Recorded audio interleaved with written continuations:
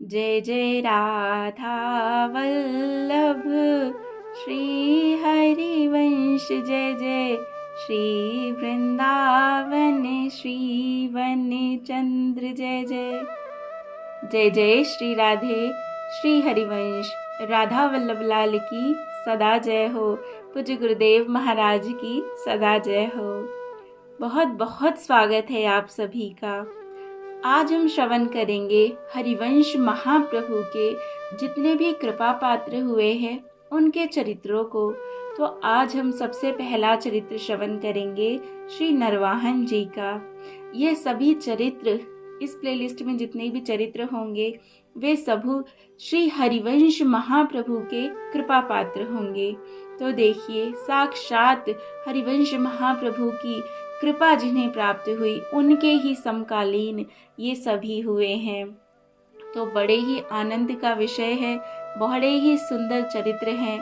अच्छा, संतों और भक्तों के चरित्रों को श्रवण करने से बहुत सहजता से ही हमारी भक्ति बढ़ती है, क्योंकि जब हम उनके त्याग, उनके वैराग्य, उनकी निष्ठा को देखते हैं तब हमें पता चलता है कि वास्तव में हम तो कुछ नहीं हैं, हम कुछ नहीं करते। प्रभु से प्रेम करना ही है तो इन भक्तों, इन संतों की तरह करना चाहिए। तो ये संत जब हमारे मन में ऐसी बात आती है तो ये कृपा करते हैं, और इनकी कृपा से क्या नहीं हो सकता। इसीलिए बड़े प्रेम से सभी चरित्रों का श्रवण करें, बहुत आनंद आएगा। तो चलिए शुरू करते हैं श्री नरवाहन जी का पावन जीवन चरित्र। विक्रम की 16वीं शताब्दी में वर्तमान पंचकोसीय वृंदावन हिंसक जीव जंतुओं से सेवित एक घने जंगल के रूप में स्थित था। तो ये 16वीं शताब्दी की बात हो रही है, और उस समय जो वृंदावन है जैसा आज हम देखते हैं ऐसा नहीं था, सिर्फ घना जंगल था। तो वही कह रहे हैं कि घोर घना जंगल, चारों ओर पेड़ पौधे, यमुना जी वहाँ कल कल बहा करती थी। यह बहुत बड़े नद के रूप में प्रवाहित होती थी। अब तो यमुना जी का जो स्वरूप है वो भी छोटा हो गया, लेकिन उस समय बहुत ज़्यादा बड़ी थी ये, और उसमें बड़ी बड़ी व्यापारिक नावें चला करती थी। आप जानते हैं पहले इतने रोड नहीं थे, बैलगाड़ियों से ही, और बैलगाड़ियों से भी बजाय शिप वगैरह जो नावें होती हैं उनसे ज़्यादा जो है व्यापार चला करता था। तो ये यमुना जी में भी जो व्यापारिक नावें हैं वो चला करती थी, क्योंकि उस समय जल मार्ग से ही विशेषतः व्यापार हुआ करता था। यहाँ पर किसी प्रकार की कोई बस्ती तो थी ही नहीं, किंतु इसके परिसर में तथा आसपास के स्थानों में बटमार वृत्ति के लोगों ने अपने रहने एवं लूट के सामान को घने जंगलों में छिपाकर रखने के ठिकाने अवश्य बना रखे थे।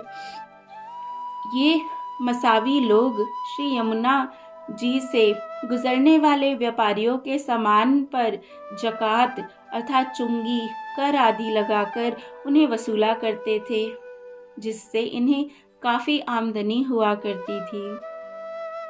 इन लुटेरों में अत्यधिक शक्तिशाली होने के कारण वृंदावन से पश्चिम की ओर कई मील दूर शेरगढ़ के आगे यमुना तट पर स्थित भयगाम निवासी नरवाहन नाम का एक लुटेरा प्रमुख था। उसकी आज्ञाओं को ना मानने का साहस किसी में नहीं था। उसने अपने पराक्रम से एक सहस्त्र सेना बनाकर स्वयं को राजा के रूप में स्थापित कर लिया था, और अपनी शक्ति के बल पर संपूर्ण ब्रज पर अपना अधिकार बना लिया था। उसकी इस शक्ति से बड़े बड़े राजा महाराजा भी डरते थे, यहाँ तक कि दिल्लीश्वर का भी दस्यु राज नरवाहन पर कोई नियंत्रण नहीं रखता था।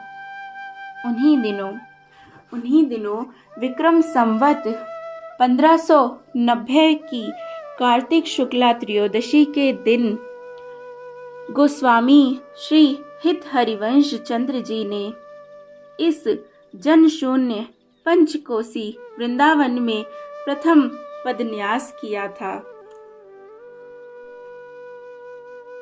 तो वे अकेले नहीं थे, उनके साथ देववन से आए उनके कुछ शिष्यगण, मार्ग में चिरथावल में नवविवाहिता उनकी 2 पत्नियां एवं दहेज के रूप में मिले उनके परमेष्ट श्री राधा वल्लभ लाल जी का सेव्य स्वरूप भी था। श्री हिताचार्य के अभूतपूर्व रूप सौंदर्य को देखकर पंचकोसी वृंदावन के निकटवर्ती ब्रजवासी गण इकट्ठे हो गए। श्री हिताचार्य ने उन ब्रजवासियों से स्वयं सपरिवार वृंदावन में निवास करने की अभिलाषा प्रकट की। यह जानकर उन ब्रजवासियों को अत्यधिक आश्चर्य और हार्दिक प्रसन्नता हुई। उन्होंने उसी समय श्री हिताचार्य के हाथ में तीर कमान देते हुए कहा, गोसाई जी, आप यह तीर चलाइए। आपका यह तीर जहाँ तक पहुँचेगा वहाँ तक की भूमि आपके अधिकार में होगी। श्री हिताचार्य ने यमुना तट पर स्थित जिस ऊंची टेर से तीर फेंका था उसी स्थल पर अपना निवास स्थान बनाया और वहीं पर लताओं से बनाए गए मंदिर में श्री राधा वल्लभ लाल जी को विराजमान करके वे उनकी अष्टयामी सेवा करने लगे। जय जय श्री राधे। तो देखिए कैसे हमारे राधा वल्लभ लाल जो है वृंदावन पहुंचे और कैसे उनकी सेवा शुरू हुई अष्टयामी। तो ये भी अभी से ही शुरू हुई है। अपने गुप्तचरों के द्वारा दस्यु राज नरवाहन को यह ज्ञात हुआ था कि कोई ऐसा चमत्कारी महापुरुष हिंसक जंतुओं से संसेवित निर्जन वन में आया है, जिसके मधुर प्रभाव से हिंसक जंतु तथा निर्जन वन के परिसर में बसे बटमारों के मन बुद्धि और चित्त बदल गए हैं तथा वे सब उस महापुरुष की सेवा शुश्रूषा में लगे रहते हैं। तो बड़े कौतूहल देखने की दृष्टि से एक दिन वह भी श्री हिताचार्य के निवास स्थान पर आ गया। उस समय श्री हिताचार्य अपने शिष्यों एवं ब्रजवासियों से घिरे हुए थे और नवल नामक शिष्य के साथ कुछ आलाप संलाप कर रहे थे।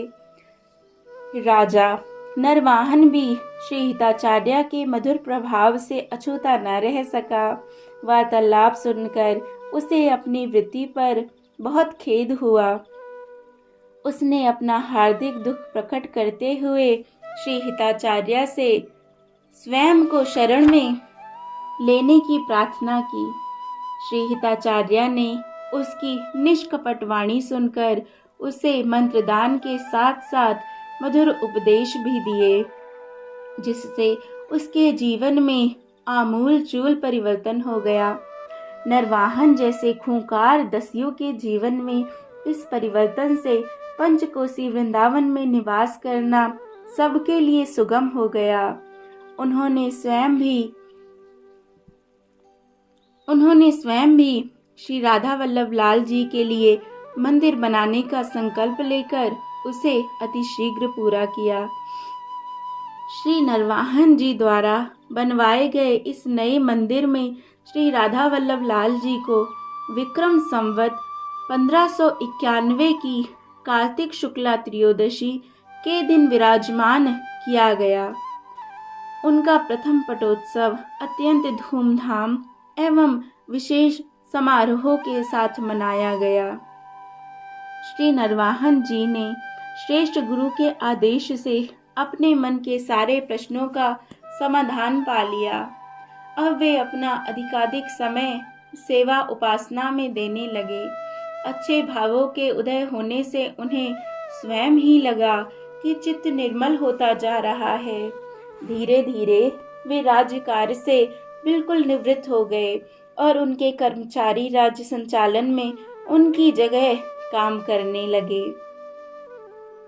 एक दिन की बात है कि एक जैन व्यापारी व्यावसायिक सामानों से लदी लदी हुई बड़ी बड़ी नावों में यमुना जी से जा रहा था। नियमानुसार राजकर्मचारियों ने उससे राज्य कर देने को कहा, किंतु वह मदानंद व्यापारी, जिसके साथ 700 बंदूकधारी एवं हजारों सैनिक थे, लड़ने के लिए तैयार हो गया। नरवाहन जी की फौज ने उसे पराजित कर दिया और उसे बंदी बनाकर सामने उपस्थित किया गया। विचार विमर्श करने के बाद आपने आदेश दिया कि इसका सारा धन, जो कि 3 लाख था, राजकोष में जमा किया जाए और इतना ही धन और मांगने पर इसे छोड़ा जाए और तब तक इसे गले में तोंक तथा पांवों में बेड़ी पहनाकर कैद खाने में डाल दिया जाए। बहुत दिन बीत जाने पर भी व्यापारी धन नहीं मंगा सका और उसे मृत्यु दंड की सजा सुनाई गई। इस फैसले को राजा की एक सेविका ने सुन लिया। दया और करुणा से भरी सेविका की आत्मा उस निरपराध व्यापारी के प्राण बचाने के लिए आकुल हो उठी। रोज के समय पर भोजन देने पहुंची। उसने व्यापारी से कहा कि राजा की सभा में कल तुम्हें प्राण दंड देना तय हो गया है और इससे बचने का कोई उपाय नहीं है। व्यापारी ने सेविका के चरण पकड़ लिए। घबराते हुए उसने प्रार्थना की कि मुझे अब बचने का उपाय बताओ। सेविका ने उसे प्राण बचाने का आश्वासन देते हुए शांत किया और कहा कि तुम मेरी ही तरह इस कंठी माला और तिलक को धारण करो और हमारे राजा को श्री राधा वल्लभ और श्री हरिवंश नाम से बड़ी प्रीति है। वे सदा उनका भजन करते हैं, अतः तुम रात को श्री राधा वल्लभ श्री हरिवंश इस नाम की ध्वनि बहुत जोर जोर से करना। इसी नाम के प्रभाव से तुम्हारे प्राण बच जाएंगे। राजा के पूछने पर यह और कहना कि मैं श्री हरिवंश महाप्रभु पाद का शिष्य हूँ। यह कहकर सेविका चली गई। इधर व्यापारी उसी क्षण से श्री राधा वल्लभ श्री हरिवंश, श्री राधा वल्लभ श्री हरिवंश नाम ध्वनि का जाप मन ही मन में करने लगा तथा अर्धरात्रि होने पर बड़े उच्च स्वर से उसने बोलना प्रारंभ कर दिया। ऐसी सुनसान रात्रि में अपने गुरु और इष्ट का नाम सुनकर नरवाहन जी की नींद टूट गई और वे कैद खाने की ओर दौड़ पड़े।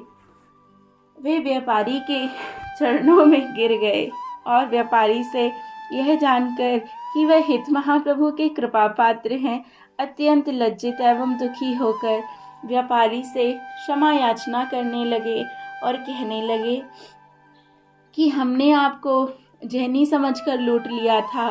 अब आप ये बात श्री गुरुदेव जी से मत कहना। प्रातःकाल होते ही व्यापारी को स्नान कराया गया। अच्छे स्वच्छ वस्त्र पहनाकर उसका सम्मान किया गया। उसकी सारी संपत्ति लौटा दी गई और उसके चरण स्पर्श करते हुए उसे आदरपूर्वक विदा किया गया। व्यापारी के हृदय पर इस घटना का अत्यधिक प्रभाव पड़ा। व्यापारी ने सोचा कि जिनका झूठा नाम लेने पर मेरे प्राण बच गए, उनका निश्चल हृदय से नाम लेने एवं उनकी शरण लेने पर तो न जाने क्या क्या ही प्राप्त होगा। यह सोचकर उसने वृंदावन आकर श्री हित महाप्रभु के दर्शन किए और अपना सारा धन श्री हित प्रभु के चरणों में अर्पित करते हुए अपना सब वृतांत भी कह सुनाया। श्री हिताचार्य ने भी उसकी हार्दिक श्रद्धा से द्रवीभूत होकर उसे मंत्र दीक्षा प्रदान करते हुए हित धर्म की रीति से परिचित कराया। साथ ही उसके द्वारा समर्पित की गई उसकी विपुल संपत्ति का स्पर्श भी नहीं किया। और यह कहते हुए उसे ही लौटा दिया कि वह इस सारी संपत्ति को साधु वैष्णवों की सेवा में लगाकर परम सुख का अनुभव प्राप्त करे। व्यापारी भी इस गुरु आज्ञा को श्रोधार्य करके अपने घर के लिए विदा हो गया। व्यापारी के चले जाने के बाद श्री नरवाहन जी डरते हुए श्री हित जी महाराज के समीप आए और उनके कृपा पात्र को अज्ञानवश इतनी अधिक पीड़ा देने के अपराध की क्षमा मांगी। महाप्रभु ने नरवाहन जी की अद्भुत गुरु निष्ठा पर रीझकर उन्हें गले से लगा लिया और उसी समय उन्हें अपने साथ ले जाकर परिकर सहित श्री प्रिया प्रीतम के दर्शन कराए तथा 2 अत्यंत सुंदर पदों की रचना उनके नाम से कर दी। भेंट में दिए वे 2 पद श्री हित 84 जी की पद संख्या 11 और 12 हैं। जय जय श्री राधे। तो देखिए महाप्रभु की कैसी कैसी कृपा हुई है नरवाहन जी पर कि महाप्रभु ने रीझ कर उन्हें जो नित्य हमारे प्रिया प्रीतम का स्वरूप है उनकी सखियों के साथ उसके ही दर्शन करा दिए। कितने कृपालु होते हैं ना हमारे गुरुजन, और हम उन पर इतना ध्यान ही नहीं देते। और इतना ही नहीं, हमेशा गुरु के नाम को शिष्य जब अपनी कोई रचना लिखते हैं तो उसमें गुरु के नाम को लिखते हैं, लेकिन ये शायद पहली ही बार होगा जब गुरु ने श्री हिताचार्य ने अपने पद में नरवाहन जी का नाम लिखा है। बड़े ही सुंदर ये पद हैं, ज़रूर श्रवण कीजिएगा। जय जय श्री राधे। धार्मिक जगत में शिष्यों द्वारा अपनी रचनाओं को अपने गुरु के नाम से ही प्रचलित करने के अनेक उदाहरण देखने में आते हैं, किंतु गुरु द्वारा अपनी रचना अपने शिष्य को भेंट करने का उपर्युक्त उदाहरण अद्वितीय है और हिताचार्य की सहज प्रेम स्वरूपता का परिचायक है।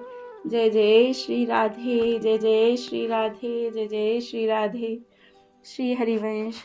तो इस प्रकार ये अद्भुत महाप्रभु की कृपा श्री नरवाहन जी पर और नरवाहन जी का ऐसा गुरु के प्रति समर्पण, ऐसी निष्ठा, हम सब पर भी ऐसी कृपा हो, हमारी भी अपने गुरुदेव के चरणों में निष्ठा दृढ़ हो, ऐसी कामना करती हूँ। बहुत बहुत आभार आप सभी का यहाँ तक सुनने के लिए। आगे हम और भी बड़े ही सुंदर प्यारे पावन चरित्रों का श्रवण करेंगे। जय जय श्री राधे। श्री हरिवंश। राधा वल्लभ लाल की जय हो, जय हो, जय हो।